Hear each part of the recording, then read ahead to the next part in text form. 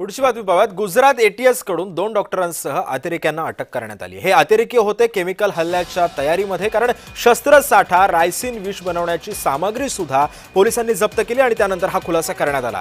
दहशतवादी केमिकल हल्ल्याचा कट सुद्धा रचत होते अशी सुद्धा माहिती आता तपासांती समोर येते। मंदिरातील प्रसादांमध्ये किंवा जलवाहिन्यांमध्ये रायसिन नावाचं हे विषारी द्रव्य टाकून नागरिकांना मारण्याचा हेतू या अतिरेक्यांचा होता। लखनौ दिल्लीमध्ये सुद्धा या अतिरेक्यांनी रेकी केलेली होती।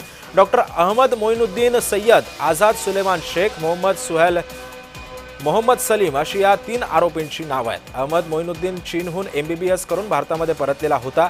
इस्लामिक स्टेट ऑफ खोरासन या प्रांत दहशतवादी गटाचे हे 3ही सदस्य आहेत।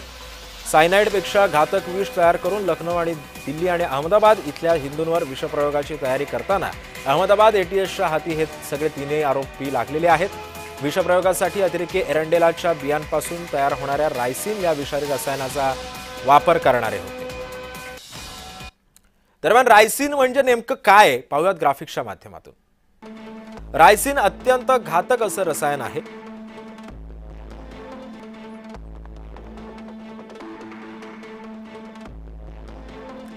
रायसिनपेक्षा 6000 पट घातक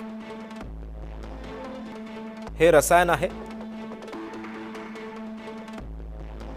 रायसिनचा संसर्ग इंजेक्शन मधून किंवा जेवण अथवा श्वसनातून होतो।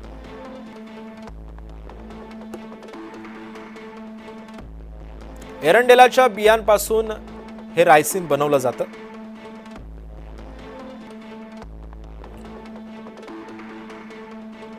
मिठाच्या एका कणा इतकं रायसिन शरीरामध्ये गेल्यास मृत्यू होतो।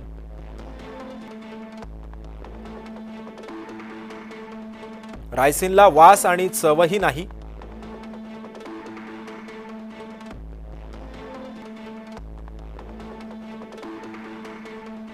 रायसिनवर कुठल्याही उपचार सुद्धा नाहीयेत।